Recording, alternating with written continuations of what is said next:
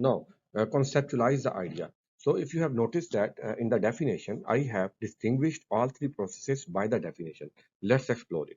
So in the job safety analysis, by the definition, we saw it is the process in which we identify the hazards and then we evaluate the risk and then we implement the control measures. But the scope of the JSA is targeted on a specific single job or a task. So now look at the risk assessment process. So by definition, it also identifies the hazards, evaluates the risk, and then develop and implement suitable control measures.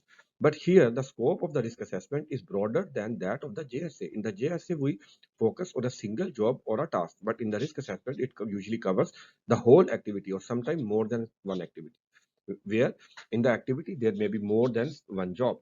Also, the risk evaluation process of the in the risk assessment process is more complex than that in the JSA. In the risk assessment evaluation process, we evaluate the risk on the basis of its likelihood that the hazard will trigger and the amount of damage or the consequences of the incident.